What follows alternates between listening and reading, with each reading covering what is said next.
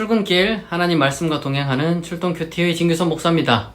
오늘 함께 묵상할 말씀은 마태복음 12장 31절에서 37절입니다. 제가 낭독하겠습니다.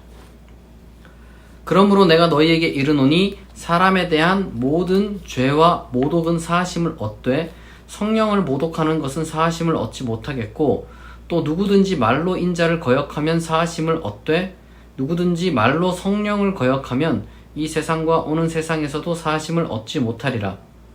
나무도 좋고 열매도 좋다 하든지 나무도 좋지 않고 열매도 좋지 않다 하든지 하라. 그 열매로 나무를 아느니라. 독사의 자식들아, 너희는 악하니 어떻게 선한 말을 할 수 있느냐? 이는 마음에 가득한 것을 입으로 말함이라. 선한 사람은 그 쌓은 선에서 선한 것을 내고 악한 사람은 그 쌓은 악에서 악한 것을 내느니라. 내가 너희에게 이르노니 사람이 무슨 무익한 말을 하든지 심판날에 이에 대하여 신문을 받으리니 네 말로 의롭다함을 받고 네 말로 정죄함을 받으리라. 아멘. 오늘 말씀은 계속해서 그 바리새인들과 그 논쟁하는 그 연장선상에서의 말씀입니다. 사실 여기서 좀 어려운 말이 이제 몇 개가 나오는데 여기서 제일 중요한 것이 이제 성령 모독죄라는 것이 여기서 이제 등장합니다.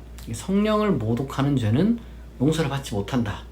사실 신약에서 가장 어려운 구절 중에 한 구절로 이해가 되고 있고 아마도 이 해석을 두고서 여러 가지 많은 그러한 해설들이 또 나왔습니다.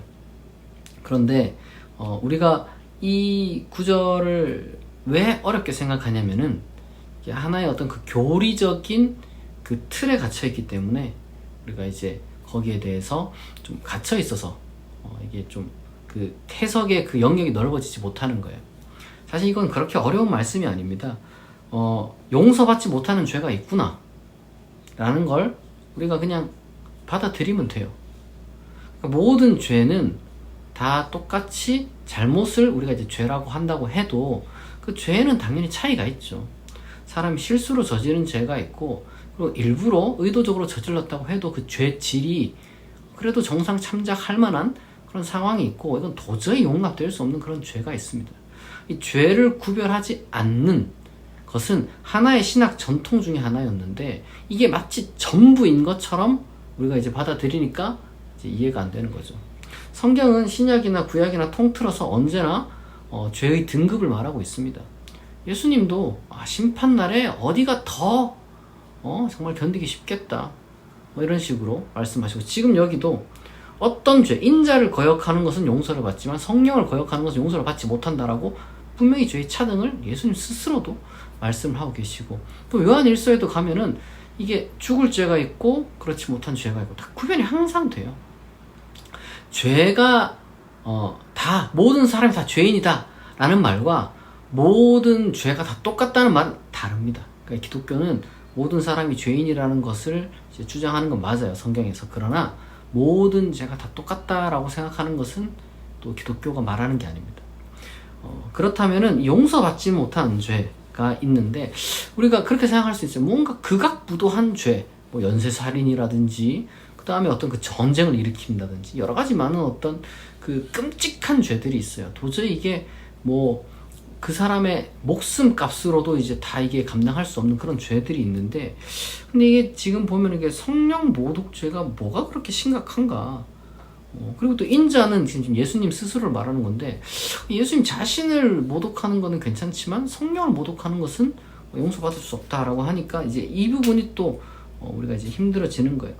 근데 여기 자세히 보시면은 우리가 이 예수님에 대한 어떤 그 거역이라든가 그런 어떤 그 모욕이라고 할까 이제 이런 것들도 이제 하면 안 되지만 그건 이제 용서받을 수 있다라고 합니다. 왜냐하면은 아직 잘 몰라서 그래요. 예수님에 대해서 잘 모르니까 이게 좀 의심스럽기도 하고 믿기지도 않고 뭐 그럴 수도 있어요. 근데 이제 성령을 모욕한다는 것은 단순히 이제 기적을 우리가 이제 믿지 않는다 이런 얘기가 아닙니다. 기적을 못 믿는다는 얘기가 아니라 하나님 나라 전체에 대한 비방이자 회방을 의미하는 거예요. 지금 이 맥락에서는. 왜냐하면 지금 예수님이 이 얘기를 하신 이유가 하나님 나라가 지금 이미 임하였다는 그 증거로서 이제 귀신을 쫓아내는 사역을 하다가 이제 이런 논쟁에 휘말리시는 거잖아요. 그러니까 지금 예수님이 말씀하시는 것은 하나님 나라에 대한, 정확하게 말하자면 하나님 나라라는 어떤 그 전체 세계의 이상에 대한, 그리고 이제 그 일을 위한 어떤 모든 그 사역 그 자체가 잘못됐다. 하나님 나라라는 것을 자체를 이제 거부한다. 하나님 나라라는 것이 뭡니까? 생명을 소중하게 여기고 사랑을 실천하는 것. 죄송합니다. 이게 하나님 나라의 그 사역이고 성령의 사역 아닙니까? 근데 이것을 지금 비방하고 회방한다? 이건 이제 보통 일이 아닌 거죠. 이게 무슨 말이냐면 이것은 지금 사람을 살리고 사랑하는 일을 조롱하는 거예요. 그러니까 단순히 어떤 기적을 말하는 게 아니라 전체적인 의미에서 볼 때, 그러니까 생명을 경시 여기고 사랑을 우습게 여기는 그것은 용서할 수 없는 죄다라고 지금 예수님께서 아주 강력하게, 왜냐하면 다가오는 세상에서도 이런 죄는 용서받을 수 없는 것이, 생명과 사랑의 나라가 하나님 나라인데 그 하나님 나라에 생명을 우습게 여기고 사랑을 우습게 여기는 사람이 어떻게 용서를 받을 수 있겠습니까?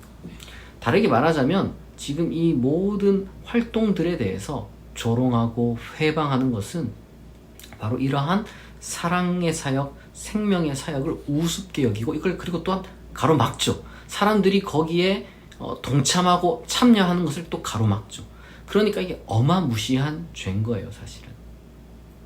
따라서 사람을 함부로 죽여도 된다, 사랑할 필요가 없다, 생명 같은 게 뭐가 그렇게 중요하다고 말하는 사람, 사랑할 필요가 없다, 사랑은 뭐 이 세상에서 아무 의미가 없다, 형편없는 것이다, 그 순진한 사람들이나 그 추구하는 것이지, 이런 식으로 이제 말하는 사람들은 용서를 받을 수가 없다는 겁니다. 그런 사람들의 행패가 단순히 여러분 뭐 기적 좀 내가 못 믿겠다라거나 아니면 이제 특정 기독교의 어떤 그 교회 활동에 대해서 그냥 약간 좀 긴가민 가거나 이런 이야기를 하는 게 아니라 아주 그냥 아주 사악한 사상을 퍼뜨리는, 그리고 이 올바른 이 세상에서의 그 어떤 그 사유와 행동과 운동을 비난하고 조롱하는, 회방하는, 예수님의 사역이 지금 회방을 받았잖아요. 그런 사람들에 대해서 지금 내리는 경고라고 할 수가 있겠습니다.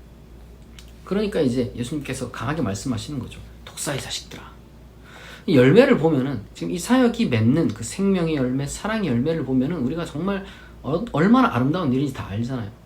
근데 이제 그걸로 판단하지 않고 괜히 이제 사사건건 시비 걸고 회방 놓고 조롱하고 모독하고 이런 사람들을 보고 독사의 자식이다 이렇게 얘기를 하는 거예요. 독사의 자식. 근데 이제 독사의 자식이라는 것이 단순히 어떤 그 욕설로만 보는 게 아니라 이 말을 얘기하는 말. 그 혀에 독이 있기 때문에 독사의 자식이다라고 지금 말을 하는 거예요. 조금 구체적인. 그러니까 지금 여기도 보면은 모독한다 그러잖아요. 모독. 말로 지금 그렇게 이제 모독하는 걸 말하는 겁니다. 그리고 또 예수님께서 이어서 뭐라고 합니까? 너희가 무슨 말을 하든지 그 말에 대해서 다 하나님께서 심판하실 것이다.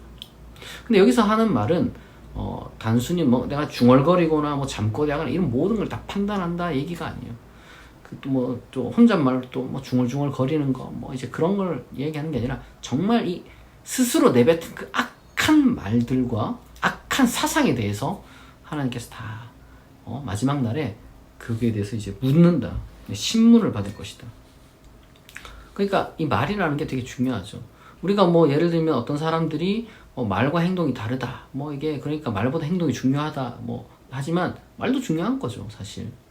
사람이 내뱉는 말의 힘이 얼마나 강한데, 여러분들이 그러니까 함부로 주장을 하고 다니고 함부로 글을 쓰고 다니는 거를 여러분이 정말 신중하게 생각해야 됩니다. 물론 정상 참작해야 되는 그런 상황들이 많이 있어요. 아직 뭐 잘 몰라서 그랬다거나 아니면은 뭐 아는 한계가 뭐 그 정도였다거나 여러 가지 많은 그리고 또 이제 욱해서 그랬다거나 그런 것들에 대해서 하나님께서 다 이렇게 거기에 대해서 정상 참작을 해주실 텐데, 그러나 예를 들면 히틀러 같이 마인캄프라고 나이 투쟁 같은 그런 책을 써가지고 사람들 선동하고 다니는 사람들은 당연히 그 말에 대해서, 그 글에 대해서 하나님께서 심판하시고 신문하실 겁니다. 그 말에 따라서 의롭다 하심을 받거나 정죄함을 듣게 될 겁니다. 그러니까 특히 요즘 같은 시대에는 모든 사람들이 말을 하고 모든 사람들이 이제 글을 쓰는 시대고, 그리고 모든 사람이 어떤 주장을 설파하고 어떤 그 주장을 이제 글로 표현하는 그런 시대잖아요. 그렇기 때문에 여러분들이 정말 신중해야 되고, 우리 그리스도인은 정말 중요한 것은 하나님 나라, 예수님께서 선포하셨던 하나님의 뜻, 생명과 사랑을 소중히 여기는 그러한 사상에 우리가 이제 기반해서 우리가 말하고 행동하고 또한 뭐 글을 쓰고 그렇게 해야 될 겁니다. 여러분 잘 기억하셔야 됩니다.